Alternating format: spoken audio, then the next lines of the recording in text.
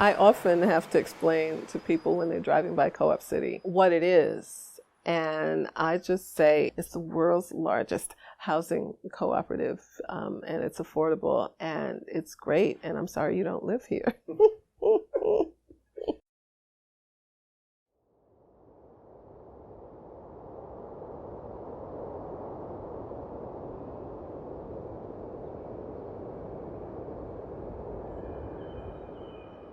Nestled on the northernmost edge of New York City, Co-op City is the largest affordable housing development in the United States and the largest cooperative complex in the world. With 15,000 apartments and 55,000 residents, it is more than just a housing project. It is a city in a city. Just name a service, we probably have it. Whether it's our own police force, senior programs for youth, just about every denomination. Churches are here, there's stores. If you don't want to leave Co-op City, you don't have to. I think what makes Co-op City unique is that we have a mixture of all kinds of cultures. We have teachers, we have nurses, doctors, blue-collar workers, municipal employees, federal employees.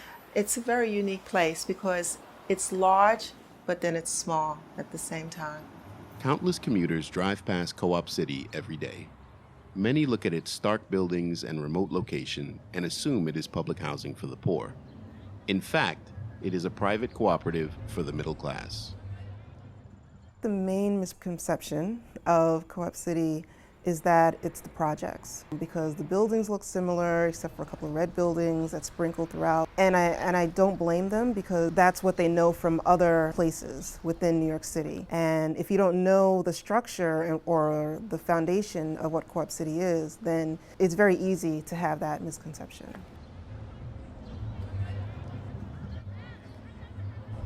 Co-op City is a limited equity cooperative, owned and governed by its residents. Unlike other forms of private housing, however, cooperators gain no profit from the sale of their homes, guaranteeing long-term affordability. In a rental, there's a landlord who collects some kind of profit. He doesn't invest in housing complex without a return on it. There's no profit here. Any income goes into our general fund, and if we have extra cash, it's there. It's ours. It belongs to all of us. You don't own in the same sense, but you control. You decide who's going to move in next to you. You decide what the annual budget's going to be. You decide if you need a rent increase. And I think that's really important. It makes for a better building, it makes for a better block, it makes for a better city. Housing cooperatives were created by labor unions in the early 20th century as an affordable alternative to the high cost and often poor quality of private rental housing. This is the slum. Littered, airless, blocked. At the time, many working-class New Yorkers lived in crowded tenements without running water or private bathrooms. Working families, as they were gaining strength and income, and wages would increase, they were not eligible for public housing.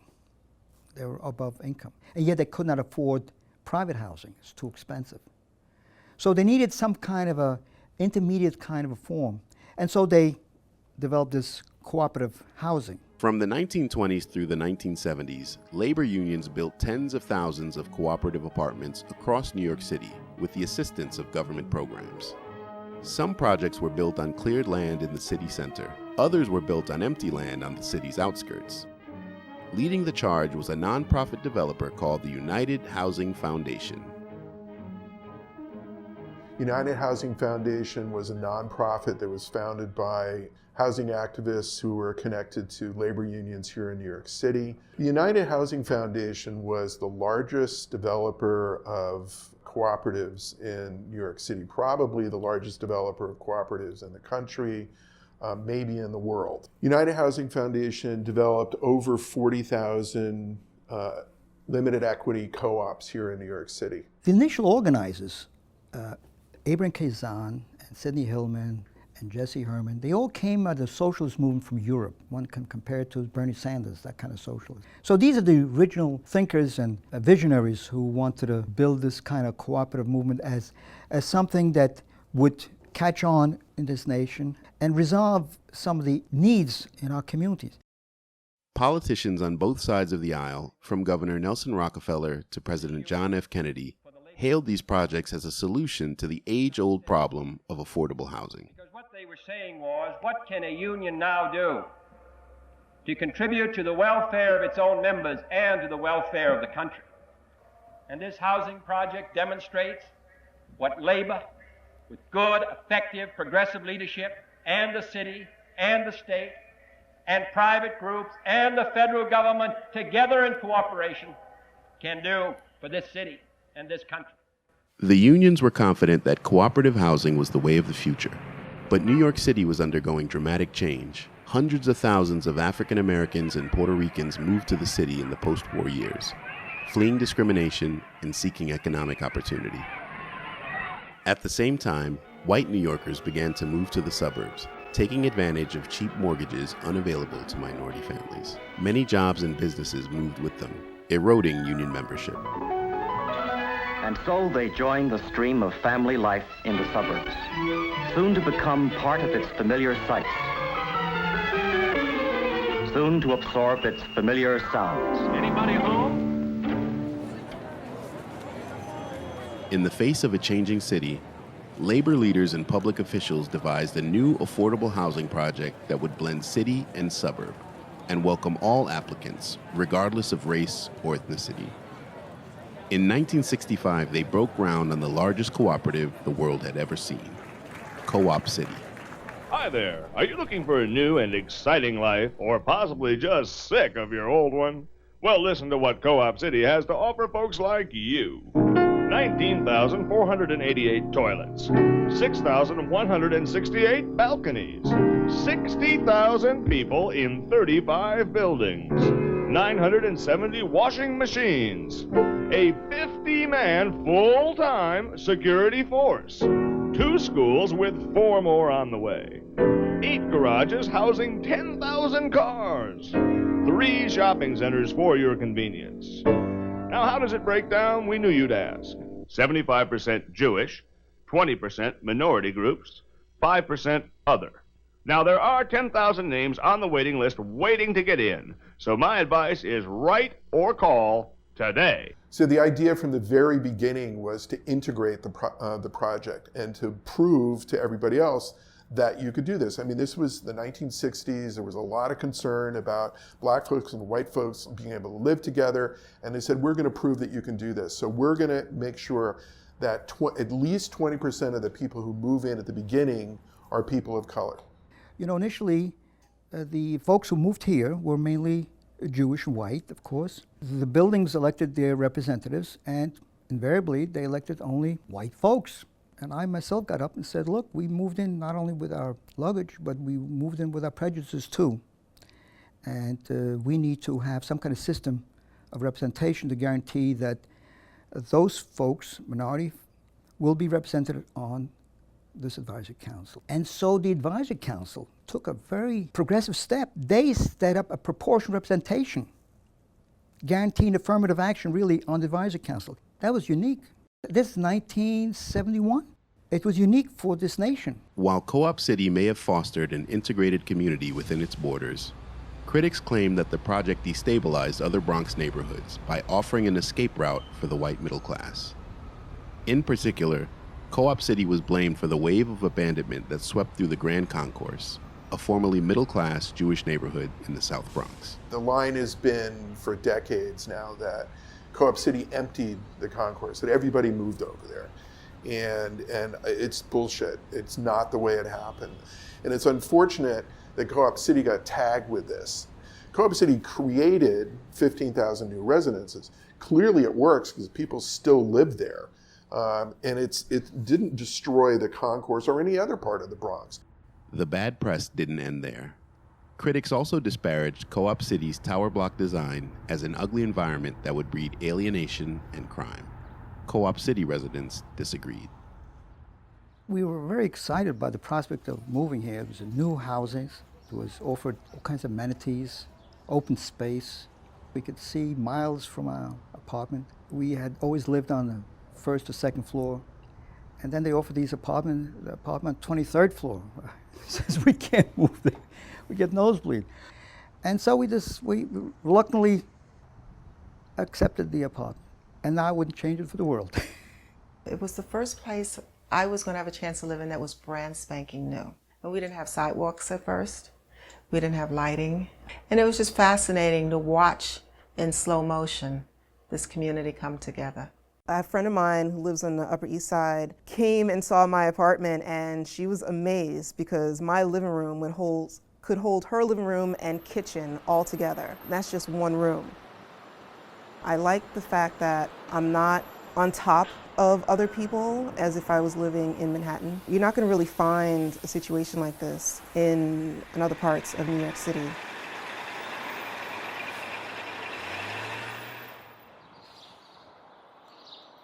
We're in my beautiful apartment in beautiful downtown Co-op City, as I like to say.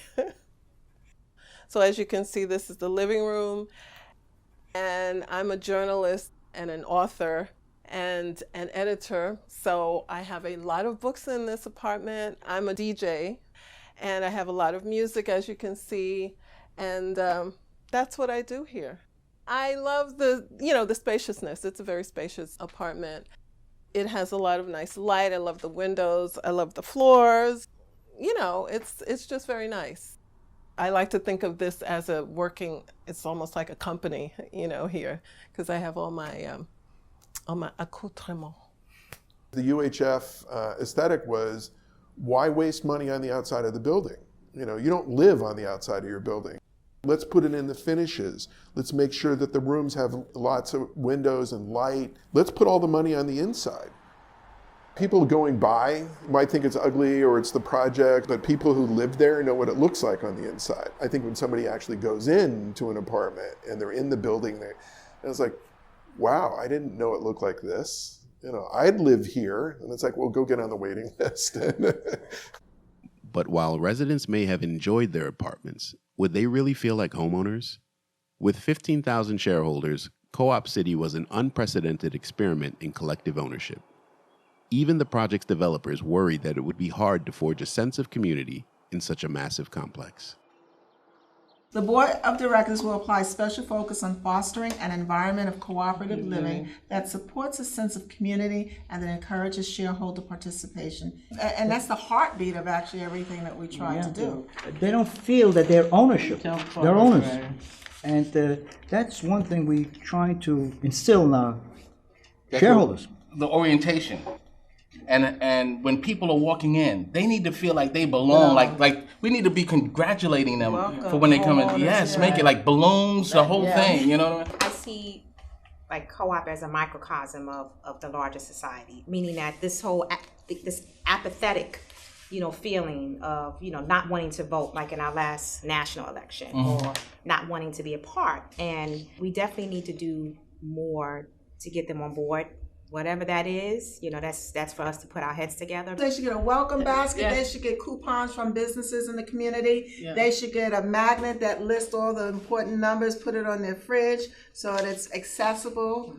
Those are the things that you usually get when you get a new welcome into the community. We should do that. They should emphasize, every tree is your tree. Those benches are your benches. It's not river-based benches. It's not river-based trees, so somebody damages a tree, they're damaging your tree. They have to get some ownership. That's right. In the end, Co-op City's sense of community was strengthened not from daily routine, but from dramatic conflict. Only a few years after opening, the project became engulfed in controversy.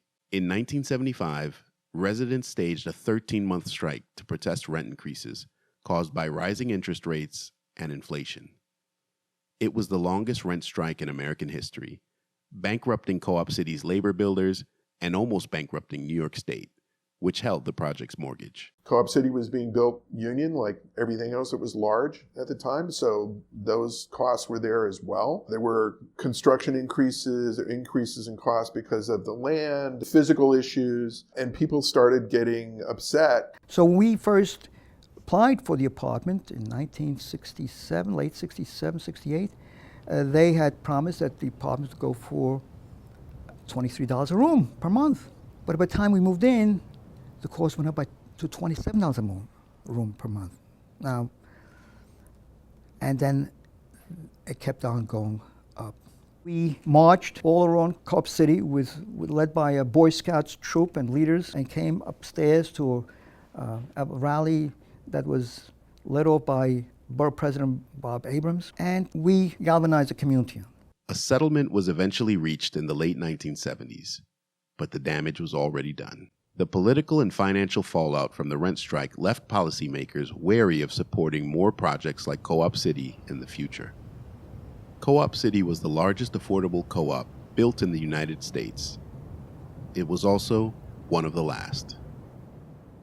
I just know that the sense of what it was like for some of the folks who were on the board of United Housing Foundation and the folks who were directly involved in creating the development, and they felt really burned by the whole thing.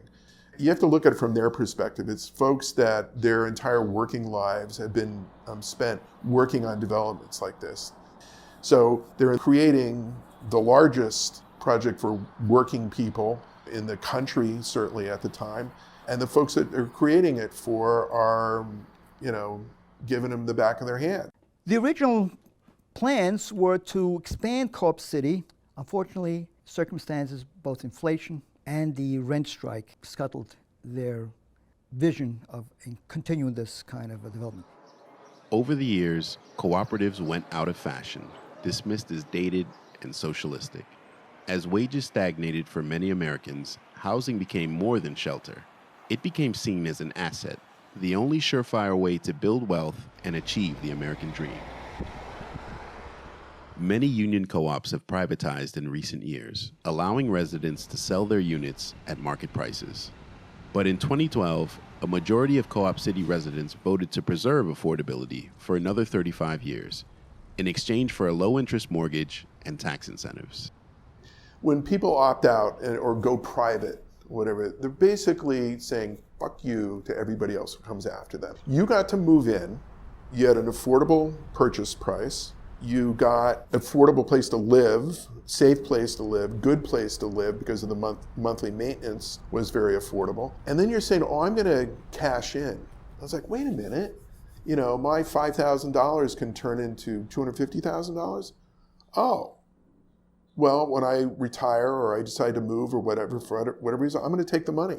I don't care what happens to the people after me. And I think that's immoral. If the housing now was to be sold on the market, 99% of those families living here could not afford to move back. And the composition of the community was much different. So if you take a look at it, all the houses, Mitchell-Lama houses, is the most integrated communities in our nation. If you take a look at market rate co-ops, you see that they're segregated and they're mostly white. Mostly white. Today, Co-op City is one of the largest middle-class communities of color in the nation. At $58,000 per household, Co-op City residents earn close to New York City's median income. But while New York City's median wage earner pays over 65% of their income in rent in the private market, Co-op City's residents pay less than 20% of their income towards their cooperative housing costs. For a 2-bedroom apartment, incoming residents pay just $20,000, full purchase price. There's a gaping hole for people who are, working in offices and, making, they may be making, $50,000 a year, $55,000 a year, but all their money is going toward the rent. The government is concentrating on lower income families, and real estate developers are concentrating on the higher income families.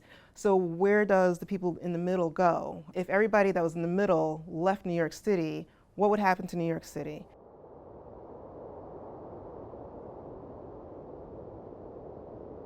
When I come home, it's funny, I'm usually getting off the express bus. I can hear my footsteps. I can hear the birds if, they're tweeting. Sometimes I'll see a raccoon or a skunk.